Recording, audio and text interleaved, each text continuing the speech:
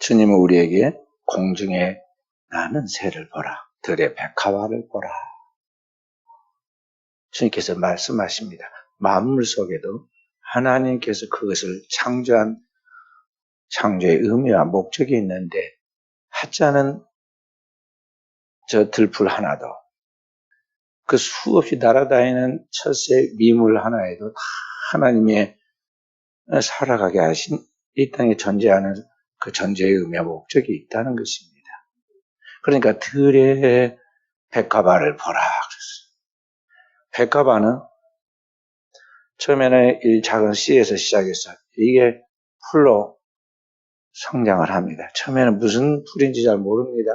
나중에 길쭉길쭉한 풀이 이제 생기죠. 그리고 거기에서 대가 나오고 가지가 나오고 알고 보니 이게 백합화입니다. 백합나무인데 이 백합이 쭉 커가면서 몽우리가 나오고 봉우리가 나오고 이제 그리고 거기에서 활짝 꽃이 피우면 백합의 그 아름다운 밝고 예쁜 그런 자태가 나오고 거기에서 향기가 나오는데 저 멀리에서도 백합의 향기가 퍼지잖아요. 그 들의 백합 하나도 하나님의 그 존재의 목적과 의미가 있다는 것이죠. 하물며 주님은 우리에게 너희일까 보냐? 우리는 누구냐? 하나님의 형상과 모양으로 지어진 하나님의 자녀다는 것이죠. 하나님의 거룩한 신성을 가지고 하나님처럼 영생하도록 지음받은 이 땅에 하나님의 보냄을 받은 자라는 것이죠.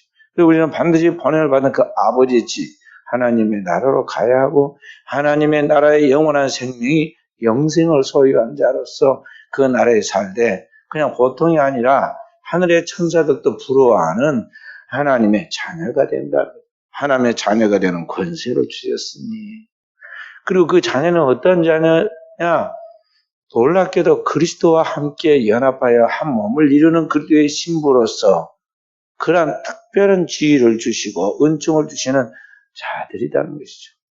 그래서 구약에는 하나님께서 이스라엘 백성을 너는 나의 아내라 나의 신부라고 신약에서는 그리스도의 신부로 말씀하죠. 그래서 성령과 교회가 신부된 교회를 향하여 이제 우리를 부를 때 오라 하시는도다 하고 성경에 말씀하시잖아요. 그렇기 때문에 오늘 우리는 이 땅에 지금 살아가고 세상 사람들과 같이 똑같은 환경에서 또 똑같은 세상의 이름을 가지고 살아가고 있는 것 같지만 그 존재 자체가 완전히 질적으로 다른 그런 존재라는 걸 우리가 알아야 하고 그런 자신의 존재의 위대함과 놀라운 축복에 대하여 스스로의 자존감을 가져야 돼요. 그래서 자신에 대하여 얼마나 소중한가를 알고 나가야 한다는 것이죠. 그래서 그리스도인으로서 우리는 그 하나님 앞에서 나 같은 죄인을 구원하여 이와 같은 은혜를 주신 하나님 앞에 그 하나님의 은혜를 내가 어떻게 보답할고 하나님께 보답할고 하는 자세로 살아가도록 해야겠습니다. 그렇다면 이 하나님께 그 은혜에 보답하는 삶이 결론이 뭐냐? 성경을 우리에게 그것은 마치 곡식으로 비유하자면 그 곡식의 가을의 결실을 거두는 것이 그 곡식을 심은 농부에게 영광이고 보람이듯이 오늘 하나님이 우리를 창조하시고 이 땅에 보내셔서 우리를 거두어 가신 그 하나님 앞에 영광이 뭐냐? 바로 우리가 하나님의 그 열매가 되는 것이다 하는 것이죠. 첫째는 내가 하나님의 그 곡식의 첫 열매가 되는 것이고 둘째는 나를 통해서 또 많은 열매를 맺는 거죠. 그게 하나님의 뜻이에요. 백합 이야기하는데 백합이 이제 씨 하나가 그와 같이 꽃이 됩니다. 그리고 그 백합의 마지막에 가서 이제 나중에 가서 거기서 열매가 까맣게 막 주렁주렁 많이 붙잡고 있습니다. 그래서 많은 열매를 맺어서 그게 또 다시 땅에 떨어져서 많은 백합들을 배출해내는 것 같이 진정한 하나님의 자녀는 그리스도의 피로 구원받고 그의 성령으로 인침받아서 하나님의 백성으로서의 정체성을 가진 진정한 하나님의 자녀는 반드시 그와 똑같은 하나님의 자녀를 이 땅에 배출하게 되어 있다는 것이죠. 그래서 오늘날 2000년 역사 속에 수많은 크리스찬들이 나오고 하나님을 믿는 진정한 신실한 종들이 나온 거예요. 죽은 나무는 열매를 맺지 못합니다. 아무리 큰 나무도 밑둥이 잘려서 있으면 열매를 못 맺는 것 같이 살아있지 않으면 열매를 맺지 못하는 거예요. 반면에 아무리 작은 나무라도 살아있으면 그게 나중에 보면 꽃이 피고 열매를 맺잖아요. 그러니까 오늘 우리는 주님 안에서 내가 진정으로 하나님의 말씀과 성령으로 거듭나서 새로운 하나님의 살아있는 생명이 되는가 늘 자기 점검을 해야 돼요. 매 주일날 우리가 하나님께 드리는 예배는 뭐냐면 오늘 내가 하나님 앞에 살았는가에 대한 자기 점검이에요. 나는 살아있는가?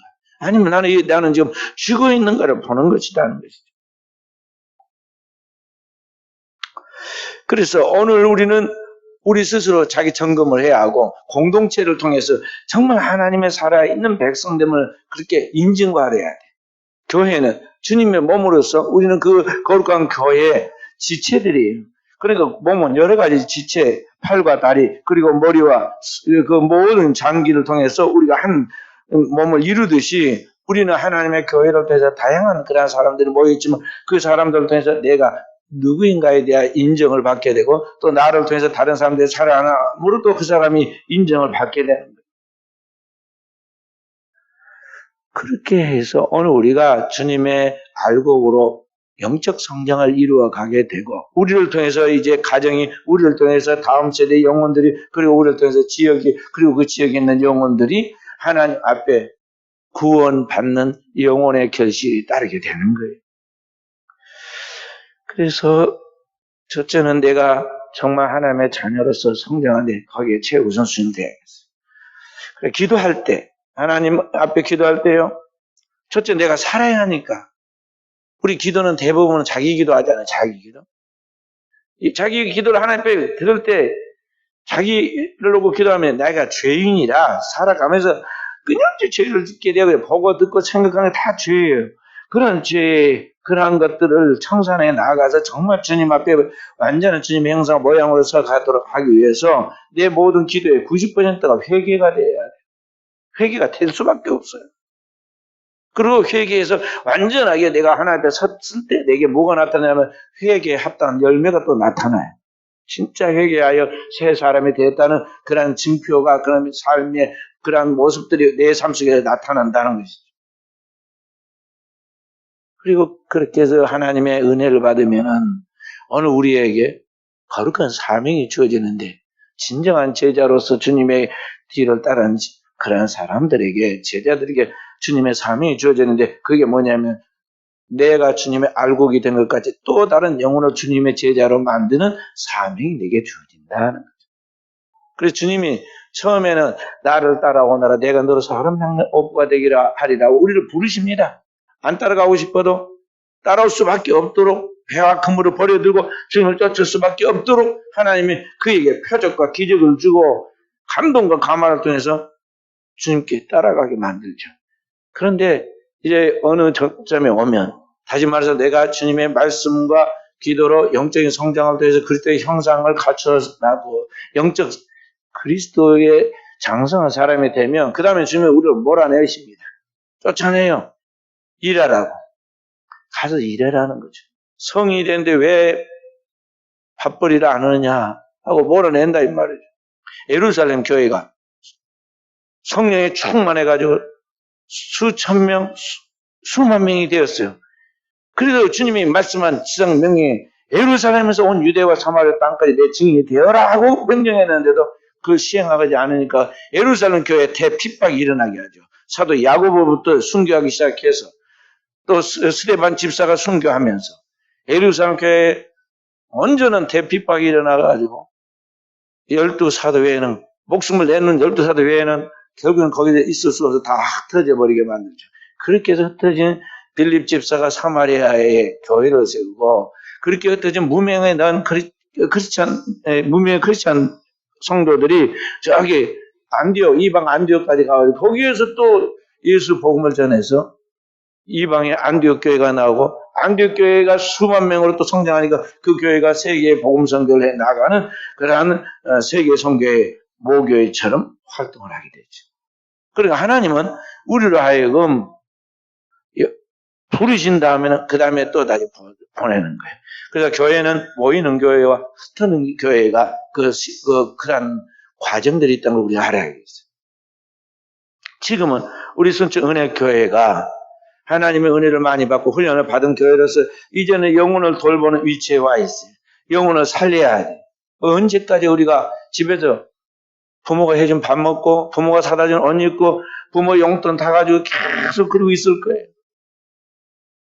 우리는 이제 은혜 받은 자로서 그 은혜를 나눠야 하고 그 은혜를 나누도록 하나님이 지금 우리에게 거룩한 사명과 함께 영적인 능력을 준다는 걸 알아야겠어요. 그렇다면 어떻게 우리가 주님의 지상명령을 감당해 나갈 것인가?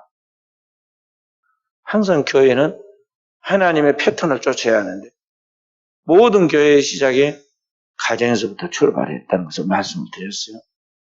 교회는 거룩한 성도들의 공동체인데 이 성도들 한 사람 한 사람이 교회예요. 그리고 그 하나님의 교회에 또 다른 영혼의 축소판이면서 또 영적인 그 하나님의 생명을 흘러 넘쳐주는 곳이 어디냐면 그게 꼭 가정이에요.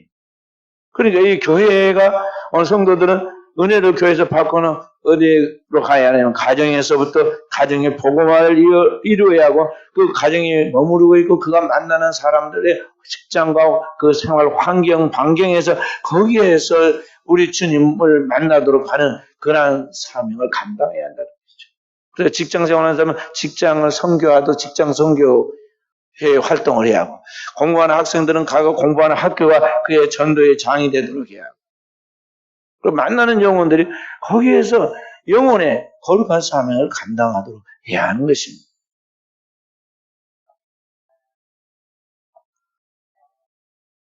그래서 가정을 오픈해야 돼요. 고대에나 2000년 전 예수님 당시에나 그리고 2000년 지난 역사의 종말인 지금이나 언제나 이 가정은 똑같아요. 그 가정에서부터 이제 복음이 확산되어 나아갑니다. 생명이 있는 그곳에 생명의 꽃이 피고 열매가 맺는 듯이 오늘날 이 가정이 살아있고 살아있는 영혼들이 있는 그 가정에 거룩한 영향력이 나타나게 되고 있어요. 그래서 오늘 그곳에서부터 영혼의 열매가 맺도록 해야 한다는 것이죠. 성경은 우리에게 이렇게 말씀하십니다. 주 예수를 믿으라. 그러면 너와 내 집이 구원을 받으리라. 오늘 복음을 진정으로 믿고 나가려면 그 복음이 첫 번째로 나타나는 것이 가정이에요. 가정에서 복음화가 제대로 이루어져서 영적인 변화와 성장이 이루어지지 않으면 이 가정은 지금 아직은 제대로 믿는 사람이 없는 거예요. 그래서 영적으로 지금 딱 서 있는, 제대로 믿어서 서 있는 가정이 되면요. 거기서부터 영적인 꿈틀거림, 변화가 나타나게 되고 영적인 성장, 자람이 있게 되는 거예요. 그래서 은혜 받은 사람은요. 오픈시키기를 두려워하지 않는 거죠. 가정을 오픈하고 자신을 오픈하고 그렇게 해서 영혼들을 인격적으로 접촉하고 그렇게 함께 살아가는 삶을 통해서 공감하고 성경 걸고 우는 자들과 함께 울고 기뻐하는 자들과 함께 기뻐하라고 그랬어요. 그러니까 생활을 함께 공유하라는 것이죠. 그렇게 하는 가운데 사람은 치유가 이루어지는 겁니다. 세상에서는 맛볼 수 없는 우리는 가짜를 보고도 공감, 위로가 상당히 되잖아요. 그래서 뭘 해요? 영화를 보잖아요. 그건 가짜예요, 가상. 꾸미는 거지만 상당히 우리의 삶과 비슷한 이야기이기 때문에 그걸 보면서 눈물을 찔끔찔끔 흘리고 마음의 카타르시즘을 느끼면서 그럽니다. 어떤 사람은 격투기를 보면서 재미를 느끼기 위해서 맨날 격투기만 봅니다. 그 사람의 마음속에 뭔가 스트레스와 그런 것들이 있는데 그걸 가져서 상대와 그렇게 할 수 없으니까 격투기 그런 걸 보면서요 대리 만족을 느끼는 거예요. 운동하는 것도 마찬가지. 근데 그건 진짜가 아니거든요. 그것은 하나의 우리의 삶의 형태의 어떤 드라마이고 영화이죠. 그래서 그러한 것들을 가지고 어떤 예술적 표현을 통해서 우리에게 보여주고 느끼게 해준, 오감으로 느끼게 해준 그러한 것들이죠. 그래서 음악으로 나타날 수도 있고 미술로 다양하게 나타날 수가 있는데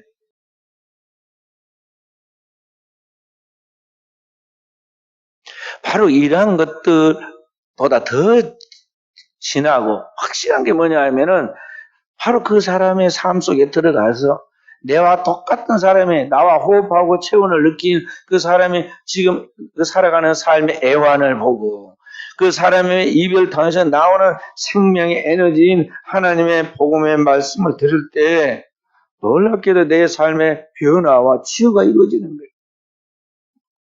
하나님의 천지 만물을 그 말씀으로 창조하셨듯이 오늘날 우리가 그 만나는 사람들의 모든 삶의 이야기를 듣고 그것에 공감해 가면서 우리가 툭툭 던지는 것 같지만 그 우리가 전하는 이 하나님의 말씀의 메시지는 단지 내 인간의 언어가 아니라 하나님의 그 영원한 말씀이기 때문에 그 말씀이 그 속에 들어가서 살아있는 능력으로 일하십니다. 하나님의 말씀은 살았고 능력이 있다. 어제나 오늘은 영원하다 그랬어요. 바로 그 영원하신 하나님의 말씀이 우리 속에 들어갈 때 우리의 마음의 생각과 뜻을 감찰하고 그 하나님의 말씀이 오늘 우리에서 창조와 부활의 역사를 일으키고 오늘 우리를 위협하고 괴롭게 하는 그 원수 마귀의 세력들 단번에 끊어서 물리치는 역사를 나타내는 거예요. 그 은혜를 체험했기 때문에 오늘날 교회가 존재하게 되고 종교의 위력이 나타난 거예요. 그것을 오늘 이 땅에 있는 내 곁에 있는 사람들에게 나눠주라 그 말. 왜냐하면 세상 사람들은 교회 안 오잖아요. 그리고 어디서 복음의 말씀을 듣겠어요? 예배를 통해서 설교의 말씀을 듣나요? 하나님 말씀을 안 듣잖아요.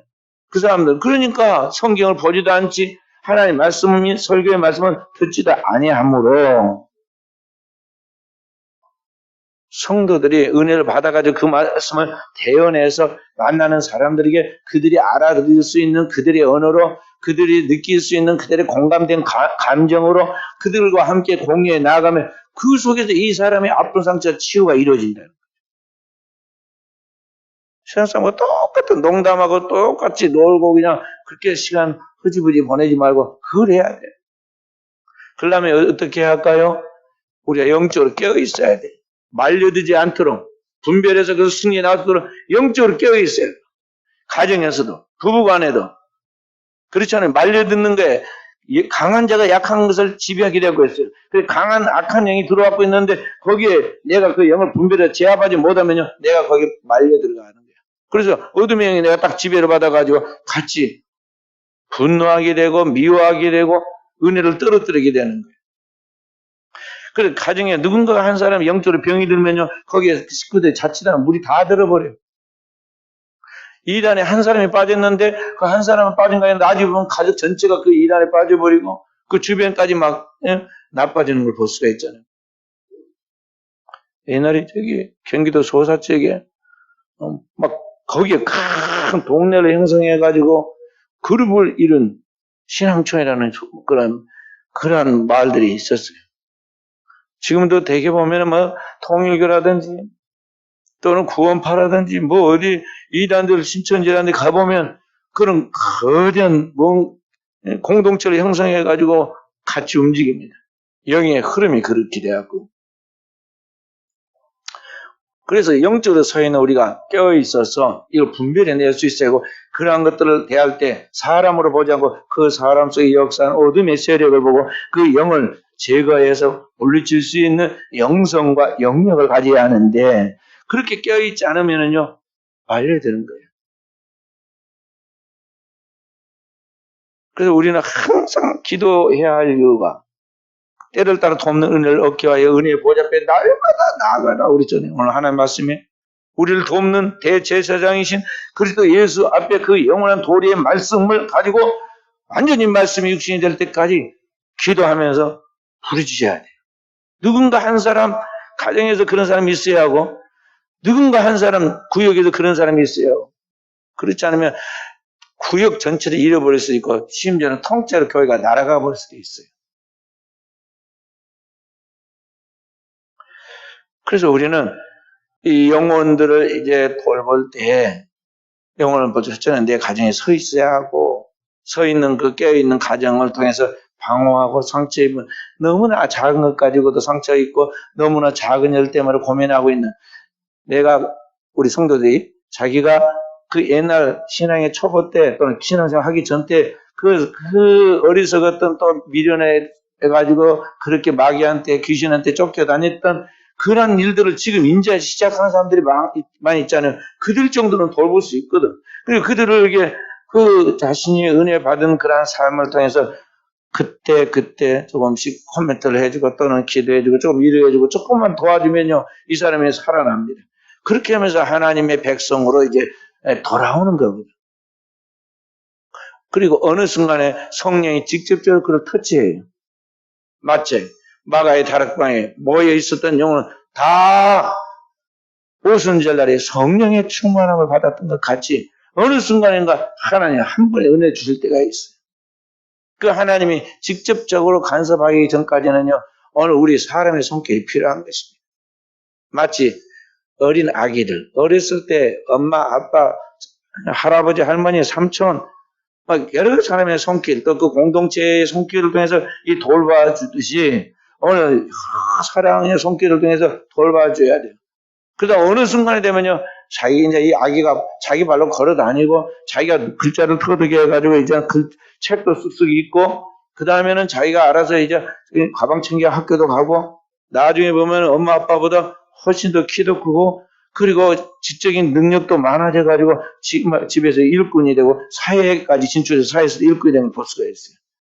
그와 같이 신앙 안에서의 영적 자랑도 그와 같다는 것이죠. 그렇게 되기까지는 교회가 뒷받침을 해줘야 하고 영혼의 집이 돼야 하고 성도의 가정은 그 영혼 한 영혼을 그 지역에서 돌보고 그 세워가는 그러한 기초가 되도록 오늘 성도의 모든 가정은 영혼을 돌보는 장이 되도록 해야 한다는 것입니다. 할렐루야. 그리고 더 나아가서 어느 성도들이 사람을 대할 때는 세상 사람과는 전혀 다른 그러한 삶의 자세와 태도를 가져야 돼요. 그 세상 사람들은 내게 닮아 삼키고 쓰면 뱉고 내게 이익이 있으면 끌어들이고 내게 이익이 없으면 하루아침에 다 물리쳐버립니다. 보세요. 전화가 이제 딱 전화를 어디에서 누가 하잖아요. 제가 누구에게 전화를 합니다. 그러면은요, 전화 가자마자 3초 안에 딱 받는 사람이 있어요. 받아. 딱 받아.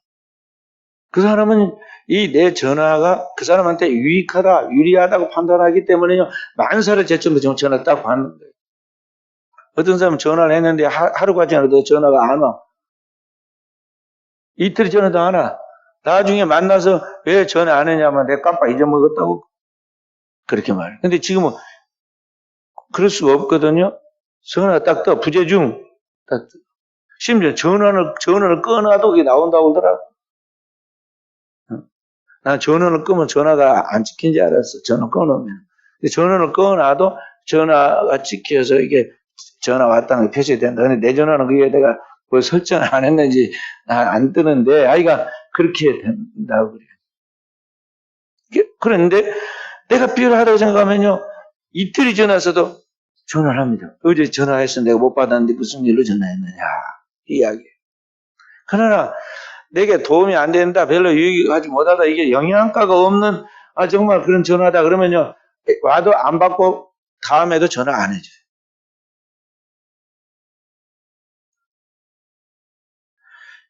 그러니까 이런 사회 속에서 우리가 살아가는데 그런 세상 사람들의 이해 득실을 따지는 것이 아니라 모든 사람을 대할 때 주님께서 그러셨잖아요.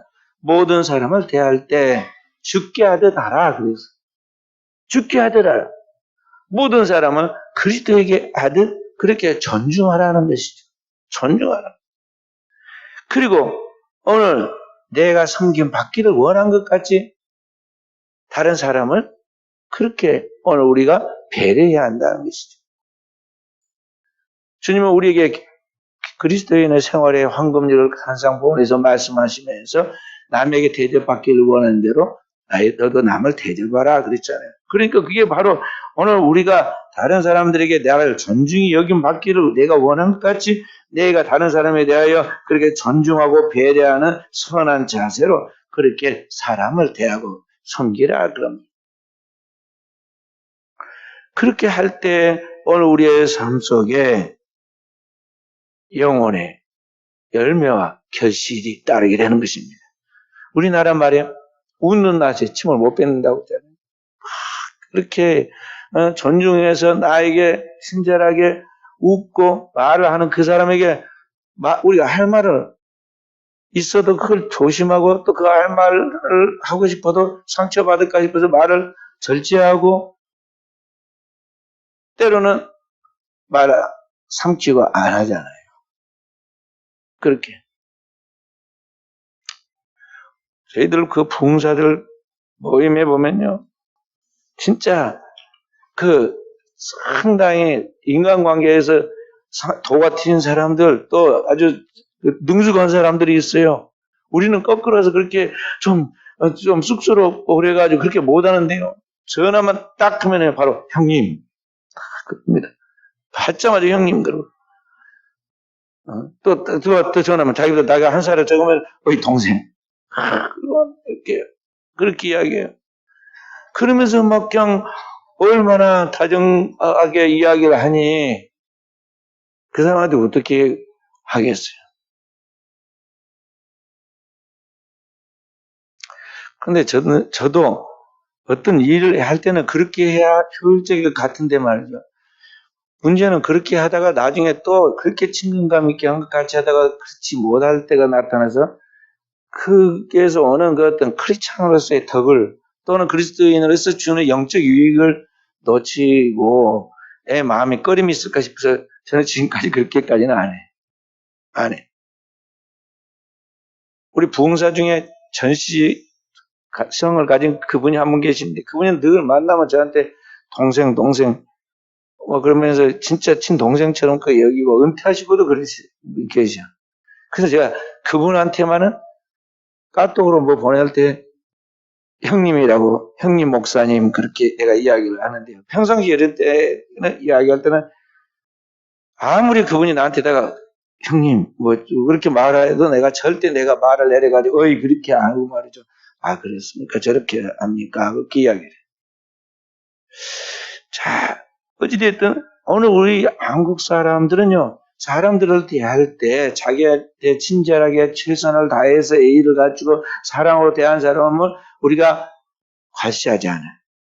그와 같이 오늘 우리는 이 땅에 있는 모든 사람들 대할 때 세상 사람들처럼 그렇게 대하는 것이 아니라 주님이 나를 구속했고 또 다른 한 사람은 저 사람은 또 그리스도가 그를 위하여 자신의 몸을 준 하나님의 자녀라는 걸 우리가 생각하면서 모든 사람을 대할 때 주님을 대하는 자세로 대한다는 것이 그렇게 존중해야 한다는 거예요.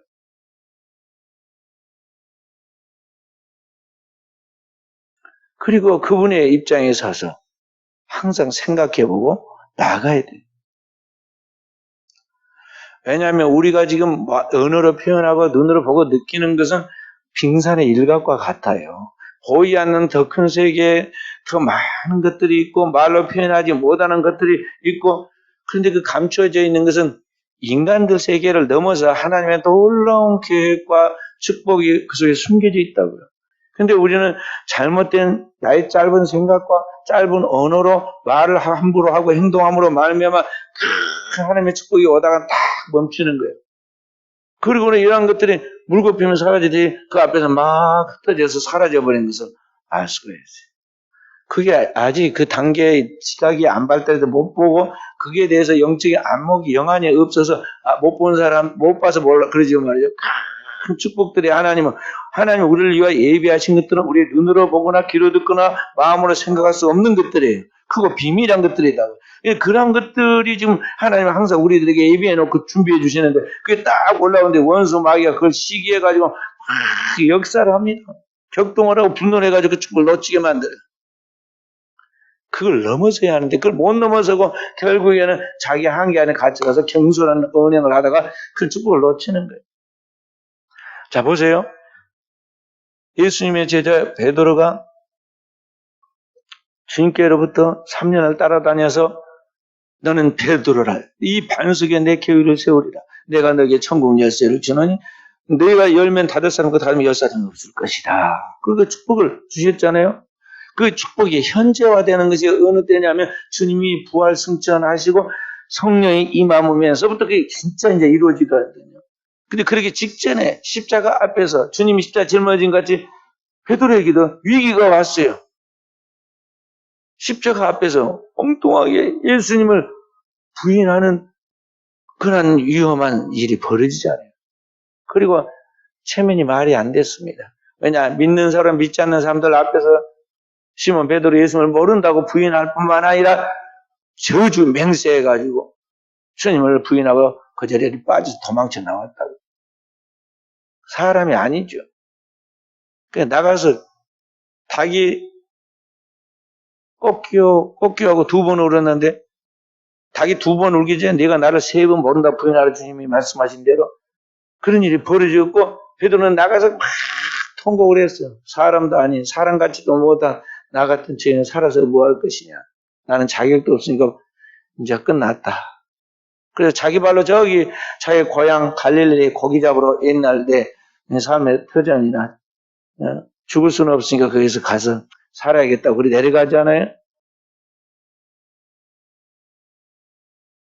큰 축복이 올라오니까 시험이 와요.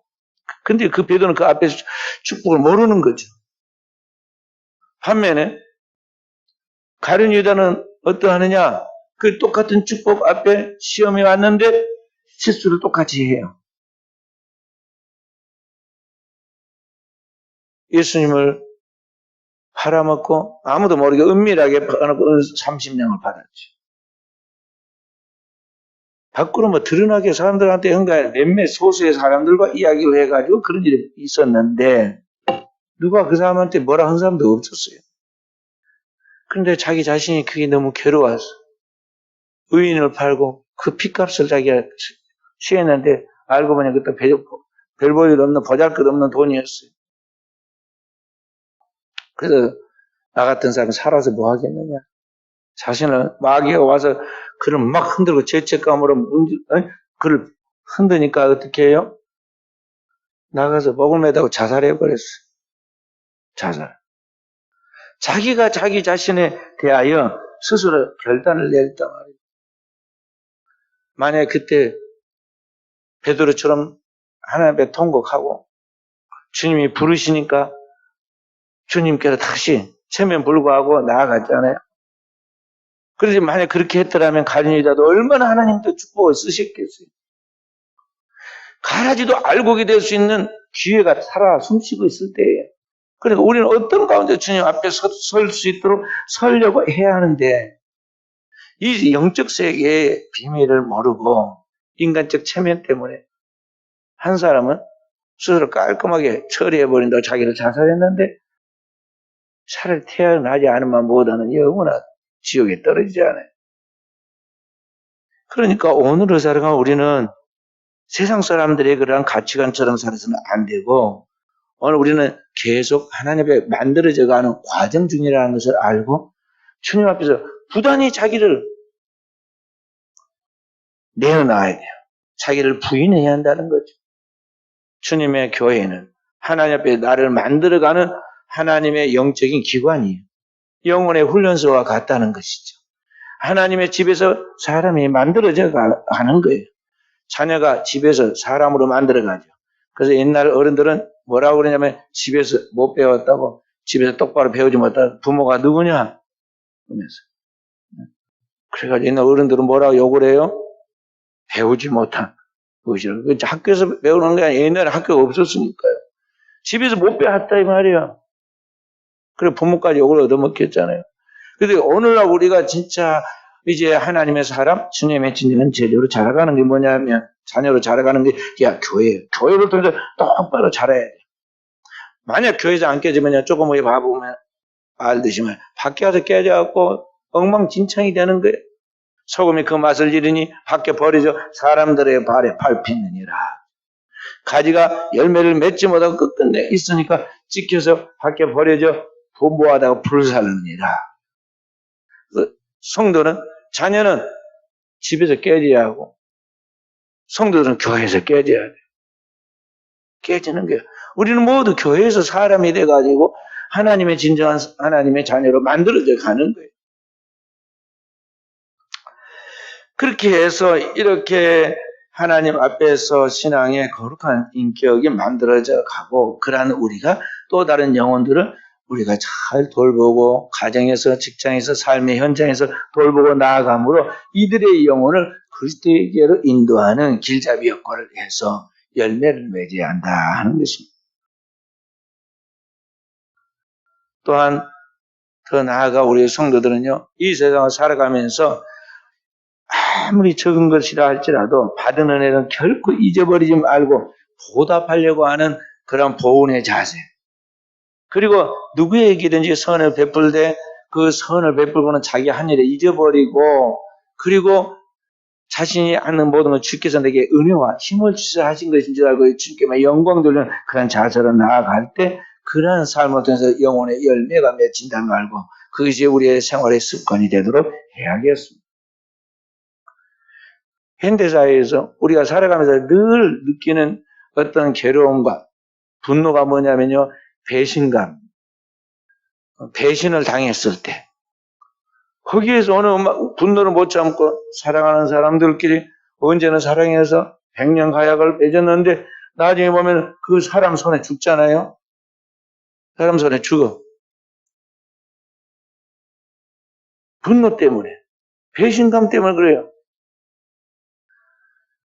뒷골목에서 활동을 하는 이 어둠의 자녀들이라고 부르는 이 건달들도 말이죠. 제일 크게 다루는 게 뭐냐면요, 그가 신의를 지키지 않았다, 의리를 지키지 않았다. 그런 것 때문에 배신자들을 처단하는데 끝까지 추격해 가가지고 처단하죠. 우리나라의 해방 전후로 이 일제시대부터 활동을 했던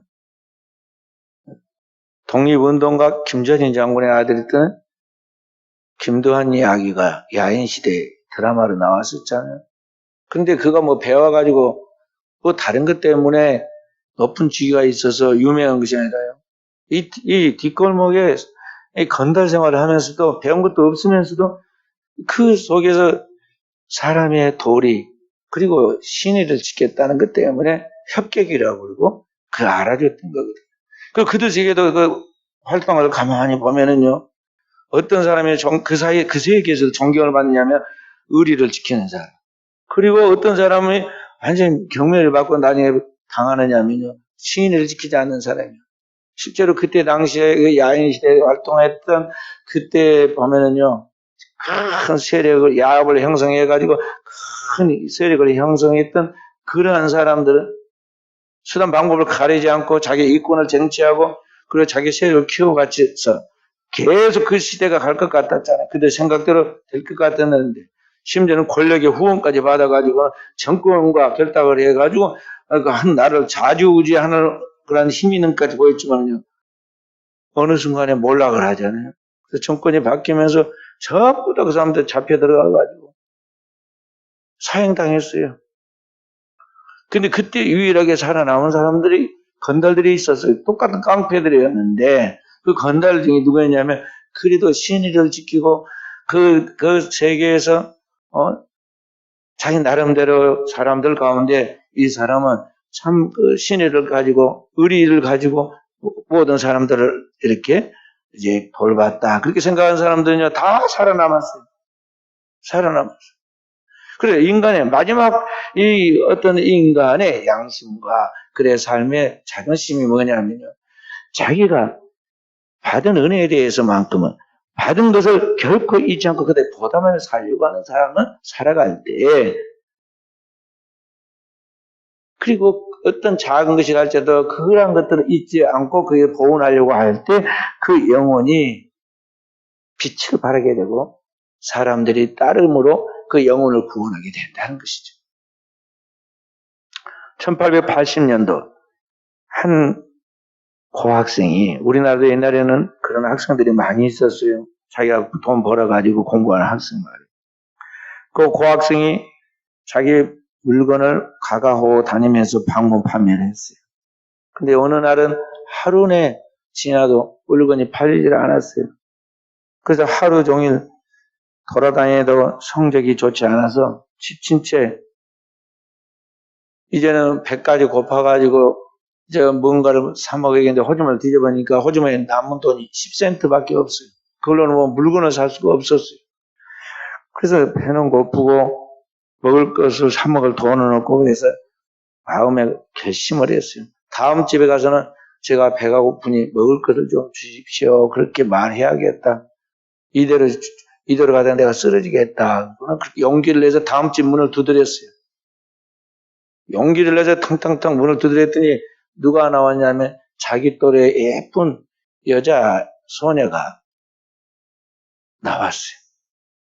아니, 어른이 되면은 그냥 말하겠는데 자기 또래, 똑같은 또래로 보이는 여학생이 나오니까 이 남학생이 말을 못하고 거기에 서가지고 부끄러워서 그냥 엉겹결 한단 말이 물 한 잔만 달라고 그랬어요. 근데 물 한 잔 달라고 하는 그 표정 속에 배가 무척 고프고 힘들어하는구나 하는 것을 눈치챈 이 소녀가 들어가가지고는 큰 컵에다가 우유를 가득 채워가지고는 들고 나와서 주었어요. 받자마자 얼마나 배가 고팠어요. 한 컵 우유를 벌컥벌컥 다 마시고 빈 그릇을 주려니까 좀 또 겸연쩍어가지고 얼마를 드려야 할까요? 하고 이야기를 하니까 소녀가 이야기했어요. 우리 어머니가 엄마가 말씀하시기를 친절을 베풀고 돈을 절대 받지 말아라. 그렇게 가르쳤어요. 하고 이야기했어요. 그래서 그 고학생 젊은이가 마음에 큰 감동과 교훈을 받고는 그리고 이제 용기를 내서 계속 공부를 하게 되죠. 세월이 한참 흐른 다음에 이 소녀가 큰 중병이 들렸는데 그 동네, 그 지역에 있는 병원에서는 이 소녀를 고칠 수가 없었어요. 거의 절망하고 있는데 의사가 말하기를 저 어느 도시에 가면 유명한 대학병원이 있는데 거기에 가면 혹 고칠 수 있을런지 모르겠다고 이야기를 했어요. 그래서 주위의 사람의 도움을 받고 이 소녀가 그 도시에 가서 대학병원에 입원을 하게 됩니다. 존스 홉킨스 의과대학입니다. 그 대학에 입원을 해서 치료를 받게 되는데 그 치료를 담당한 담당 의사가 놀랍게도 누구였느냐 하면은 산부인과 분야의 그 시대의 독보적인 존재였던 존 홉킨스 의과대학을 창설한 멤버 중에 하나의 하워드 켈리 박사라는 사람이었어요. 이 사람이 누구냐면 그 옛날 이 소녀가 큰 컵에 우유 한 잔을 따라주었던 바로 그 고학생이었어요. 근데 그 청년이었던 의사가 환자를 딱 보니까 이 소녀가 자기에게 큰 컵에다가 우유를 한 잔 따라준 바로 그 소녀라는 걸 바로 알아보게 되었고 그래서 그 소녀를 살리려고 정성을 다해서 치료합니다. 상당히 기병이 심각한 병이고 치료의 한계를 넘어서서 불가능하다고 그랬는데 이 의사가 심혈을 다해서 이 환자를 정성을 다해 돌보니까 마침내 그 병이 이제 치료가 되고 그리고 그 성공적으로 치료를 마친 소녀는 회복하게 돼서 퇴원하게 됩니다. 퇴원할 때 병원 치료비가 청구되잖아요. 청구서가 도착을 했습니다. 걱정이 앞을 가립니다. 왜냐하면 오랫동안 치료했고 큰 병원에서 많은 시간을 들여서 치료하고 보호를 했기 때문에 치료비가 엄청 많이 나올 거로 생각을 했어요. 그러니까 이 소녀는 아직 지금 자기를 치료하는 의사가 자기가 우유 준 사람인지를 몰라요. 그 청년이었다는 것을 몰라요. 그런데 거기에 청구서에가 청구한 비용이 써진 것이 아니라 거기에는 한 줄로 이렇게 써 있어요. Paid in full with one glass of milk. 그러니까 우유 한 잔으로 모든 값이 지불되었음. 그런 뜻이에요. 한 잔의 우유로 모든 값을 다 지불되었다. 그래서 이제 이 소녀가 그 말이 뭔 말인고 알고 보니까 이제 그런 내용. 그럼 오늘을 살아가는 우리가 하나님 앞에서 영혼을 사랑하고 영혼을 돌보는 불타는 마음을 가지고 우리가 할 수 있는, 내가 할 수 있는 모든 일들을 할 수 있는 최선을 다해서 선을 쌓고 친절을 베풀고 받은 은혜를 어떤 것이든지 하나도 잊지 아니하고 최선을 다하여 나가면 이런 모든 걸 하나님께서 통하여 이 모든 결과가 영혼의 결실로 나타나게 만드신다는 거죠. 자, 보자. 이 소녀가 아프고 어떻게 그 병원을 또 갔으며 그 병원에서 여러 의사가 있는데 이 소녀를 담당한 의사가 바로 그 사람이 되게 하였겠어요. 그 두 사람이 그런 것들을 통해서 그 작은 것 같지만 이러한 것을 인도하시는 분이 하나님이시고 하나님은 우리의 모든 삶과 합력의 선을 이루게 하신다는 것을 배우게 하시잖아요. 그러니까 역사는 하나님의 손에 달려있고 하나님은 그 모든 역사의 주인으로서 우리에게 이 모든 것을 통해서 내 생명을 살리고 또 나를 통해서 영혼들을 살리도록 역사하시고 일하신다는 걸 알고 우리는 때를 얻든지 못 얻든지 우리가 계산하지 말고 사람의 생각으로 판단하지 말고 우리는 하나님의 마음으로 선을 베풀되 그 모든 선을 하나님 앞에 영광을 돌리고 또 내가 누군가로부터 도움을 받았다면 그것을 그때는 그때고 그렇게 경솔하게 생각하고 말해서는 안 되고요. 반드시 그 은혜를 갚으려는 자세로 나아갈 때 이러한 모든 것을 통해서 최종 결론은 영혼의 결실로 나타나는 하나님의 영광이 드러나게 된다는 것을 우리가 알아야겠다는 것이죠. 사도 바울은 은혜를 받고 부활의 주님을 담에서 또 사람이 만나고 은혜를 받고 난 다음에 삶의 가치관이 완전히 바뀌었습니다. 옛날에 땅에서 사람들 가운데 명예를 얻고 유명하게 되어서 전도 유명한 청년으로 그 시대의 대율법의 학자로서 인정받기를 바랐겠지만 은혜를 받고 나니까 그건 다 부질없는 물거품 같은 것이고 배설물 같은 것이다 생각하고 다 세상과 내려놓고 오직 살든지 죽든지 자기 몸에 그리스도만 정직게 되고 우리 주 예수 그리스도와 그러한 짓이 가장 고상한 줄 알고 그것만을 붙들고 자기가 받은 은혜를 세상에 있는 영혼들이 전달하기 위해서 자신을 하나님의 나팔로 의의 도구로 사용하도록 최선을 다하죠. 사도 바울이 전도한 걸 보면요. 동서남북으로 막 얼마나 돌아다니면서 전도를 합니까? 유럽을 3번 걸어서 전도합니다. 물결의 파장처럼 처음에는 작은 거리로 두 번째는 조금 더 큰 거리로 세 번째는 더 넓은 거리로 다 끝나고 예루살렘 목에 와가지고는 잡혀가지고 감옥에 갇힌다. 꿈이 더 커져가지고 이번에 로마로 가야 하리라. 로마 복음화를 이루어야겠다. 왜냐하면 당대 세계의 중심은 로마고 모든 길은 로마로 통하고 언어도 로마어를 사용하고 화폐와 경제와 군사력과 모든 통치가 로마를 통해서 이루어지기 때문에 로마로 복음화하면 세계가 복음화된다는 비전이 확실하게 나타났어요.